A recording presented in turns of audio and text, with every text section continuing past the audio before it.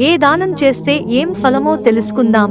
దానం: అన్నదానం, వస్త్రదానం, ధాన్యదానం. ఇలా షోడశదానాలు ఉన్నాయి. అవి కాకుండా ఆధునిక కాలంలో మరికొన్ని దానాలు వచ్చాయి.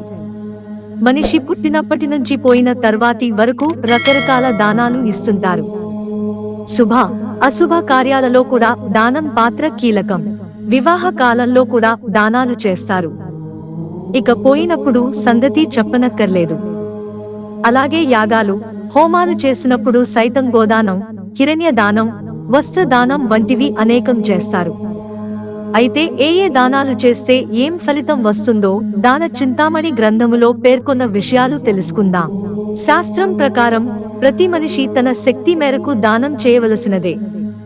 దానం అనేది ఉన్నవాడికో లేక కావాల్సిన వాడికో ఇవ్వడం కాదు, మన ఇచ్చే దానం తీసుకున్న వారికి ఉపయోగపడే విధముగాను అవశ్యంగాను ఉండేటట్టు చూసి ఇవ్వాలి.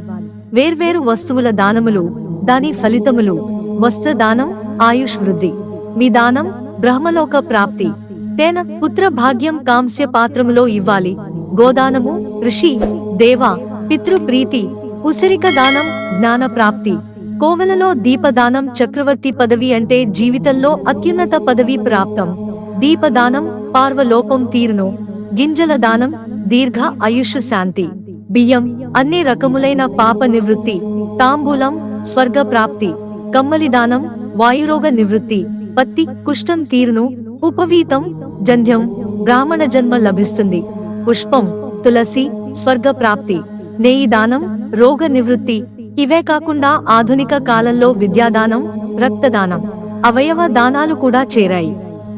వీటిని ఇవ్వడం వల్ల పుణ్యంతో పాటు భగవదనుగ్రహం లభిస్తుంది. మరో ముఖ్యమైన విషయం, దానం ఇచ్చేవాడు దానం తీసుకునేవారిని పేదలుగా, లేనివాడుగా, అల్పుడుగా భావించి ఇవ్వరాదు. దానం తీసుకునే వారిని సాక్షాత్తు విష్ణు స్వరూపంగా భావించి ఇవ్వాలి. అప్పుడు సంపూర్ణ ఫలం లభిస్తుంది.